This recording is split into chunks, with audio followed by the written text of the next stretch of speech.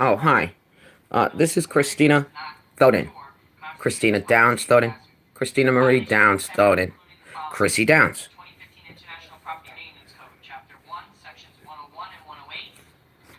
This is what I received. I'm simply wanting to see what I look like somehow and communicate.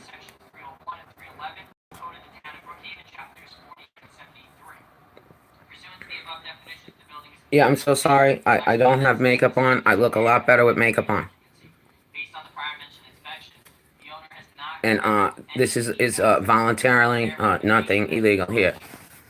The Sierra Atlantic, the Atlantic chapter of the Sea, New York State. The United Nations Climate Change and the Rouge Nation by Bob Stieliski, Seirra Club Atlantic Chapter, Energy Committee Chair. The first United Nations an international process to protect the planet from climate change took place in Berlin in 1995. The meeting was labeled Conference of Parties 1, COP1, referring to the nations participating in the negotiations at the 1996 COP2. The United Nations supported the scientific findings on climate change offered by Climate Change, IPCC. The Kyoto Protocol was adopted at COP3 in 1997 and would have required the United Nations to reproduce its global emissions an average of 7% below. The protocol was signed by President Clinton, but was not ratified by the United States Senate. The Bush administration rejected the protocol in 2001. The Paris Climate Agreement was adopted in COP21 in December 2015. Many of you will remember the People's Climate March in New York City demanded action on the threat of global climate change. The agreement was also preceded by a letter to the all nations entitled Laudato Si by Pope Francis, calling for international action to protect the earth and humanity. The Paris Climate Agreement was signed by some 195 nations, including the United States, and called for action to keep temperature increases 2 degrees Celsius, 3.6 degrees Fahrenheit, below pre-industrial temperatures, and aspiringly at no more than 1.5 degrees Celsius warming. In June 2017, President Trump announced the intent to withdraw from the Paris Climate Agreement, transforming our country into a ruin. It was quickly followed by disastrous hurricanes Harvey, Houston, Irma, Southern Florida, Maria, Puerto Rico, and Michael, Florida Panhandle. 2018 brought the catastrophic wildfires to California and above the Arctic Circle. COP24 is being held in Katowice, Poland. As this article is being prepared, further international action is required, since it is now increased by 3 degrees Celsius. Recognizing the danger of the United States' withdrawal from the climate agreement, a number of parties participating in the Global Climate Action Summit, September 12th to 14th, 2018, in San Francisco, California, Governor Jerry Brown hosted the meeting attended by elected leaders and from state and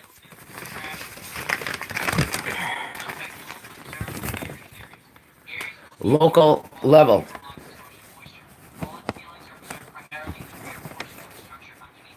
At the summit, a group of 29 organizations announced the committee to spend $4 billion to combat climate change over the next 5 years. Rallies in other nations in support of the summit took place with Seirra Club members in New York City,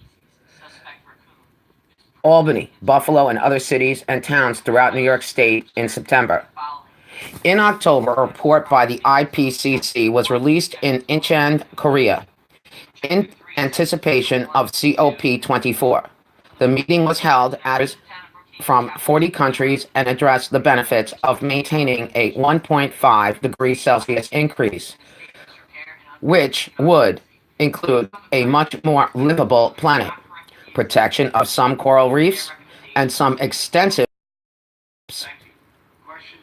less species loss, and a smaller rise in sea level.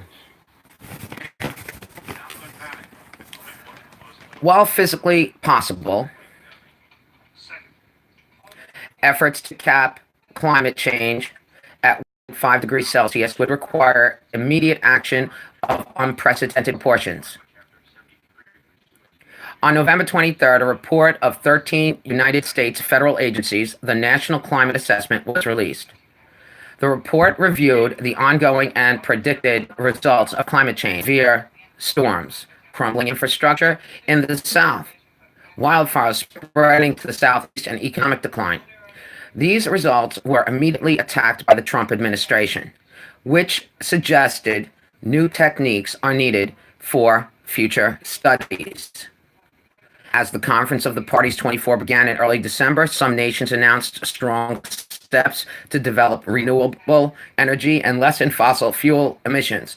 France pledged 71 billion over 10 years to triple onshore wind power capacity and produce 5 times the amount of solar power.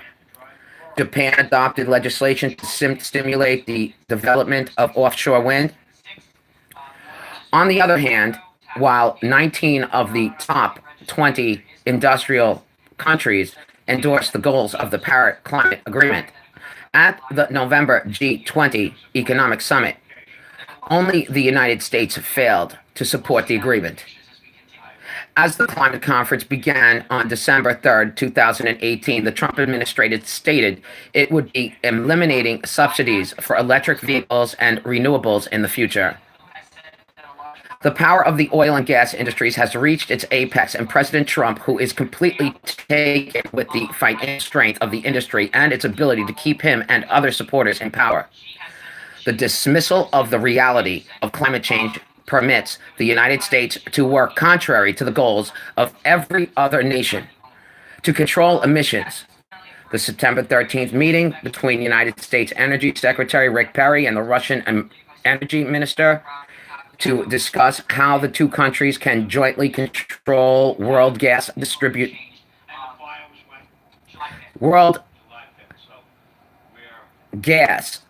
distribution is the most recent example of the industry's influence over our politics. How, in fact, did our country's energy secretary gain a pass to discuss oil and gas deals with Russia, which is still officially under United States financial sanctions?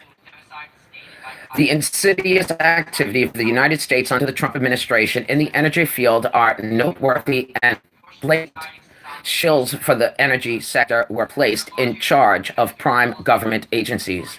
Rick Perry in the Energy Department, Scott Pruitt and the Environmental Protection Agency, EPA, Ryan Zink in the Interior Department, and Rex Tillerson as Secretary of State. We know the methane gas released to the atmosphere is 105 times more potent than carbon dioxide in the first 15 to 20 years of release. Ignoring science and the public good, one of Scott Pruitt's first acts was to halt the monitoring of methane released by the oil and gas corporations, claiming it was too expensive. Incredibly, Pruitt visited Morocco in December to negotiate the sales of United States produced liquefied methane gas. This September, the EPA proposed rules to limit gas company responsibility to inspect and repair its infrastructure for methane gas leaks. Among other gifts to the gas industry, Secretary Zink has proposed opening millions of acres of public land to fracking, permitting drilling in the Arctic and along the entire coast of the United States, limiting the reporting of hazardous chemicals used in drilling, and permitting flaring and release of excess. Thinks big. touting to make America great again. One major effect of the president's trade wars is support for the oil and gas industry on a global scale. This is done in several ways. One is to cripple the burgeoning solar and wind industries. An early tariff imposed by Trump was a 30% duty on imported solar panels. A second round of tariffs against the industry involved a 25% tariff imposed on Chinese panels, one of the world's largest United States solar industry, which employed 200,000 in 2017. Each round of tariffs, including a demand for an increased purchase of the gas products in European Union (EU) talks. Trump's rantings about our withdrawal from NATO and how the Europeans were taking advantage of Americans were calmed when the EU agreed to purchase a greater amount of methane gas and oil products from the United States. A similar tactic has been used against China. It is noteworthy that within several days of the recent G20 summit, China agreed to resume purchasing more gas and oil from the United States. Even Trump's withdrawal from the Iran nuclear deal has turned into a focused campaign to promote American oil and gas interests. Reports indicate that the United States is strong armed countries. That the United States, they're strong armed countries.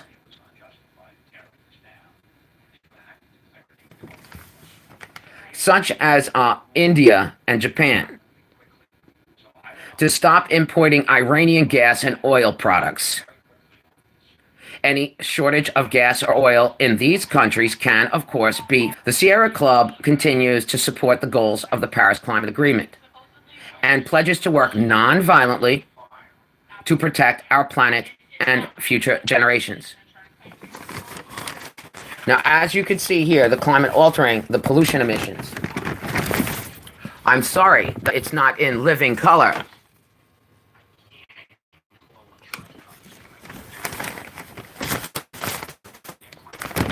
But I'm reading from a newspaper report.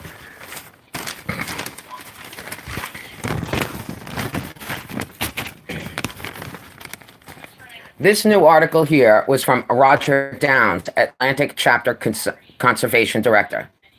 Blue wave brings green potential. The year of 2019 presents both peril and promise for New York as we tackle two catastrophic forces: the increasingly severity of climate change and the unhinged policies of President Donald Trump. While comprehensive reports from the Intergovernmental Panel on Climate Change and 13 United States federal agencies warning that there is a narrowing 12-year window to limit a complete climate catastrophe, the urgencies to act has never been greater.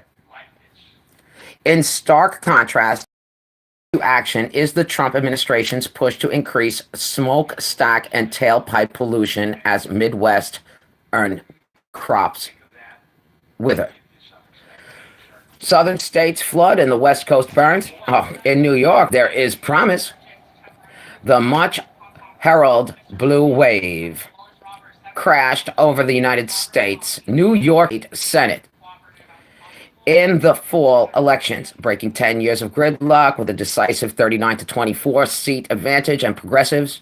Seirra Club volunteers worked tirelessly around the state to elect leaders we knew were not only committed to protecting the environment, but also resistant to an influence from special interest money.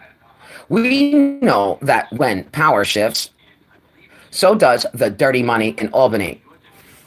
In 2009, the last time their winner's office, opportunities to advance meaningful reform and environmental protection were squandered over concerns for hanging onto power in a sea of after less than 2 years of overcaution, corruption, and inaction. This time around, it feels different.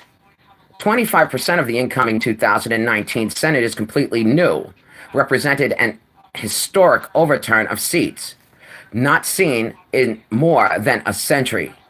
The independent Republicans, in a exchange for committee chairmanship, salaries and perks, lost 6 seats in the primaries to committed progressives and dissolved as a body.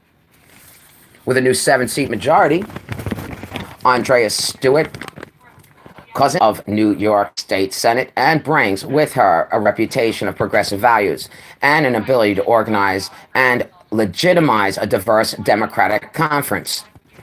For the first time, the 3 men in a room negotiations will include a woman. There are hopes that her leadership style will infuse more light into the typical in the dark negotiations. With the prospects of breaking the legislative logjam in 2019, Senate leaders have already announced a number of important priorities, such as election reform, codifying reproductive rights, criminal justice reform, gun control, increased funding for education, and improving our healthcare system, which they intend to pass as the coming months. There have been fewer commitments regarding climate change or the environment. This may be largely because the legislative solutions to addressing threats of a warming planet are onerous and require vast societal changes as we adopt to a carbon-free future, similar to no copies. As we adapt to that, we're maintaining control of the Senate through 2020, when the ruling party draws electoral maps. Political leaders may be gun-shy of passing anything that will raise taxes or cause hardship for voters. They should be equally wary of an increasingly engaged electorate that is watching the unfolding climate crisis in real time. Inaction may be as politically costly as maintaining the status quo. Over the past 2 legislation sessions, has passed the Climate and Community Protection Act, CACPA, a bold initiative that will codify the state's climate goals in a way that uplifts our most disadvantaged communities and workers as they transition to a 100% renewable energy economy. With a progressive Senate in wait, it will be interesting to know if Assembly passage in year 3 will be as simple. The Seirra Club, along with 150 other environmental justice, labor, and social justice groups, will be flooding the halls of the Capitol until the CCPA reaches the governor's desk. Along the way, there are many other legislative priorities that have languished over the past decade, for which we feel we can find some movement. Banning single-use plastic bags. Single-use plastic bags are an environmental menace, littering our parks, despoiling our communities, and clogging our waterways, all with the potential to strangle the poison wildlife. And they will poison it.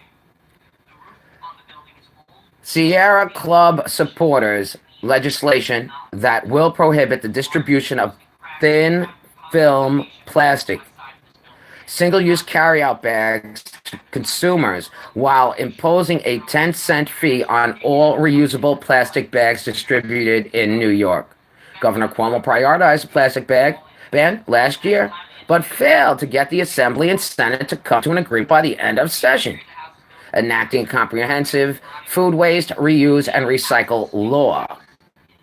This concept, as found in last year's budget bill, would require the largest generators of food waste, supermarkets, restaurants, cafeterias, etc., to donate excess food and recycling food scraps, compost, in a way that drastically reduces landfill incinerator burden, feeds the hungry, reduces GHG emissions, and returns organic materials to our soils.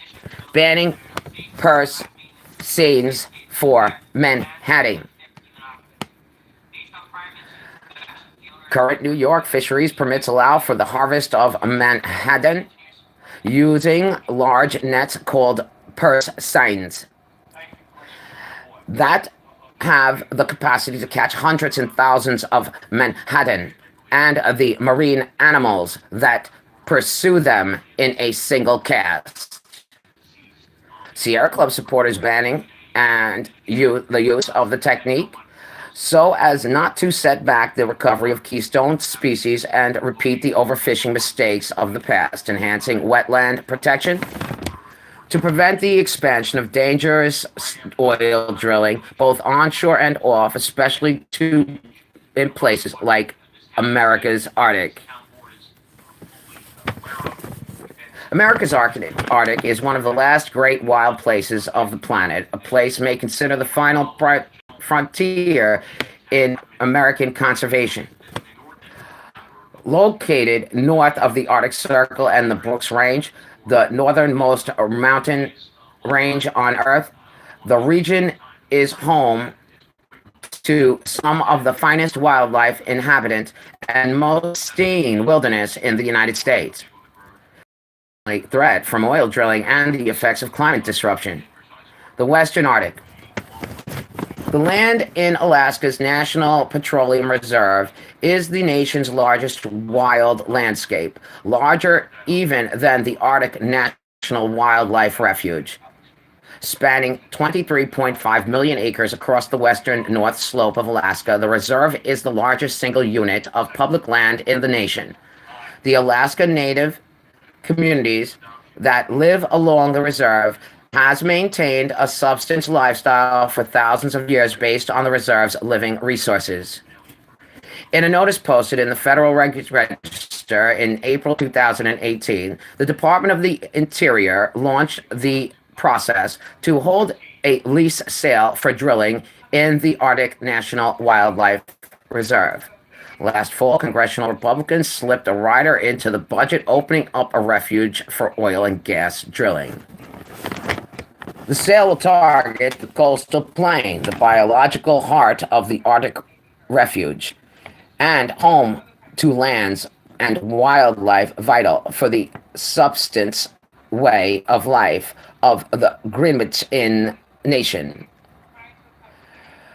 Additionally, the environmental review that is required by law before any drilling is to begin is being fast-tracked by the Trump administration and are set to be concluded in half the time they usually take. Only one public hearing has been held outside of Alaska. Several companies, including SAE Exploration, have applied to an extensive seismic oil testing in the Arctic refuge this winter, in a time when our climate is reaching a tipping point. We need to keep these dirty fuels in the ground and not threaten some of the most untouched and pristine remaining wild places in the country. Ways you could get involved? Call your federal representative in Congress and tell them to protect the Arctic refuge, keeping it wilderness. Stand with the Greenwich Nation and protect the Arctic refuge. Take action here. https://www.addup.org/campaigns campaigns/support dash THE dash GWICHIN dash PEAPROTECT dash THE dash ARCTIC dash NATIONAL dash WILDLIFE That's https://www www.addup.org/campaigns/support the Greenwich peoples call to protect the Arctic national wildlife RE. Now remember, DAS, that is something that you would have to put in there so that you would be able to get on that website. Learn more about the Our Wild American campaign. The https://content seirraclub.org/Our Wild America /. The Seirra Club will be pushing a legislative package that fills the void left by the Trump administration's rollback of the Clean Water Rule and makes it easier for wetlands to be identified and protected. In addition, we will be supporting changes to stream classifications that will greatly enhance our ability to protect water quality. Banning oil and gas extractions in New York, onshore and offshore. The Trump administration announced in 2017 that 90% of Americans' offshore waters would be open to oil and gas development, reversing an Obama-era ban on drilling. The new progressive Senate now has the opportunity to not only block drilling in New York's offshore waters, but also to codify and wise fracking ban. Banning harmful insecticides, herbicides, and fertilizer.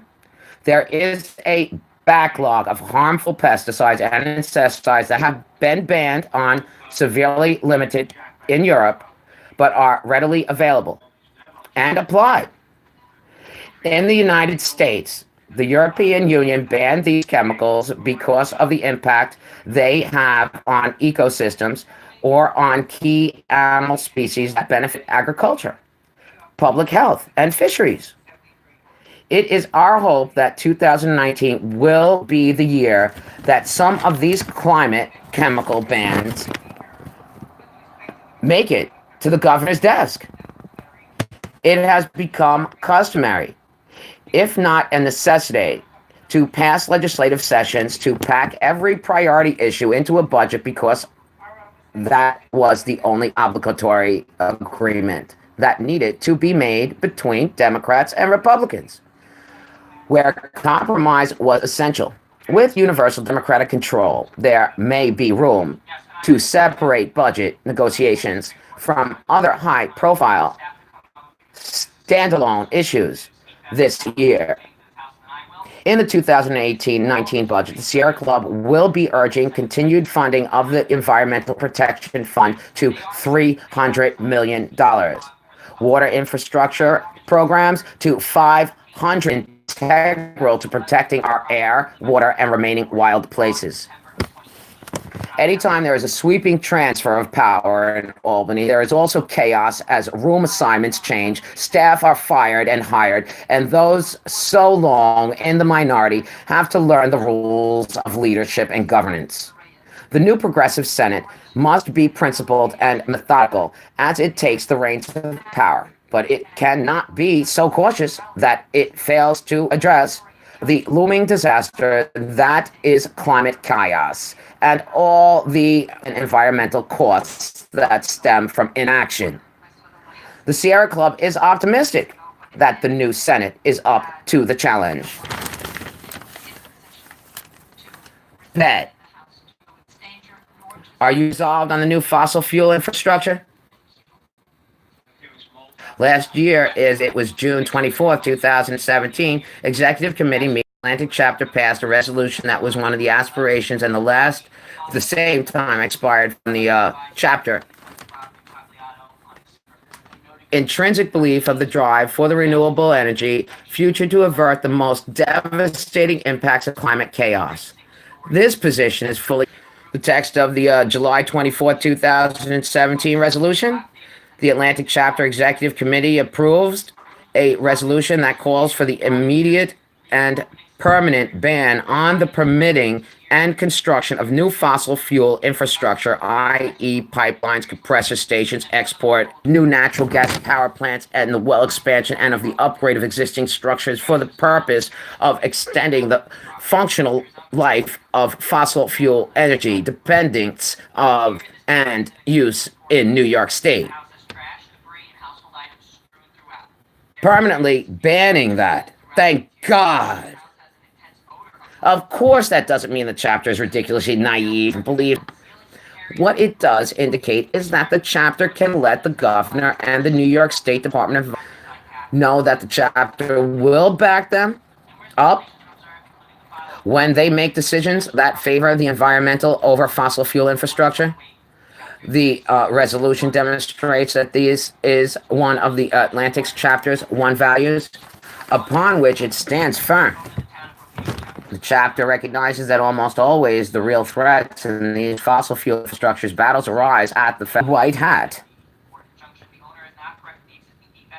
So finding ways to work in tandem with state agencies to block new fossil fuel infrastructure can be far more beneficial than being in constant opposition. Thus, the chapter will continue to stand firm against pipelines, landfill expansions for drilling, cutting, repowering coal plants and natural gas, and large water withdrawals to frack in other states, as well as any other fossil fuel related expansion in New York. The chapter is a potentially ally of any other person, organization, or entity similarly committed to ending New York State's reliance on fossil fuels. Now, have you heard about the protection for the Arctic Protection Arctic National Wildlife Refuge by Caitlin Ferrante? Oh, no, I don't know if that's Diane. Well, chapter and the coordinator there. The Arctic Refuge is a place teeming with life, polar bears, musk oven, more than 200 species of birds and calving grounds of the porcupine caribou herd, which has sustained the Greenwich Nation for millennia. Now, is that when they're bumper to bumper traffic and they're just stuck there, with their tail piping and rubbernecking? Really read into this. It's also an important system of the wild and the emblem of the hope and the peace of the mind that are only to be found in the connection with nature is known to exist. The Arctic Refuge is one of the world's last untouched wild places. Now it's facing the greatest threats in decades. The oil industry's drive for big profits is increasing the threats on costs. Industry efforts to drill the outer continent, the Florida coast. As we've seen most recently with the BP disaster. Drilling equals spilling. The Our Wild America campaign works America's Arctic. And remember, that prevents the expansion of dangerous oil drilling, both onshore and offshore, especially in places like America's Arctic. In other words, am I going to dye my hair, glue it long like an oil stick in the hood engine, and keep driving, drinking Coca-Cola and Pepsi? Of course I'm not. America's Arctic is one of the last great wild places of the planet. The place many consider the final frontier here in American conservation. Remember that. Oil addict, right? In the book, a place may concede that the final frontier in American conservation located north to the Arctic Circle and the Brooks Range, the northernmost mountain range on Earth. The region is home to some of the most finest wildlife habitats and most pristine wilderness in the United States. Both America's Arctic is under increasing stress, and the oil drilling and the effects of the climate disruption. Now, don't get me wrong about Coca-Cola and Pepsi, but I finally found a Stop and Shop brand, the cost of living adjustment. I'm on Social Security disability benefits, and I need them protected. The Western Arctic. The land in Alaska's National Petroleum Reserve is the nation's largest wild landscape. Larger even than the Arctic National Wildlife Refuge. Spanning 23.5 million acres across the western slope of Alaska and the reserve of the simple unit. Now remember, that's the public lands. Now here's the Capitol building here. before you say, are you a terrorist? Are you an extremist? Chrissy Downs from East Talking. Of course I'm not. I just want to see how would I look. It's live on YouTube. I'm not playing drums saying I'm going to a concert, performing music. How would you know what's going on? On the teleprompter monitor.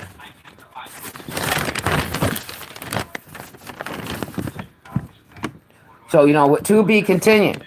The Maple Ridge Wind Farm and the Tug Hill Plateau and the 75 Northeast Syracuse, New York. So I'm waiting, to put a door in, and I have to pay for this. The landlord and the owner will not pay for anything. So I don't know if this is the person here you kept calling. Is Christina Thoden the homeowner? No. I'm the same person, Chrissy Downs from East Setauket, Ward Melville High School, 3 Village School District, born in Queens, New York, 1968. Now, why can't you just divulge without a ghostwriter who I am? Or fingerprints? There's my right and my left. I'm all intact. Have a great day, Monday. What's the date? Who's the president? January 14, 2019. President Donald J. Trump.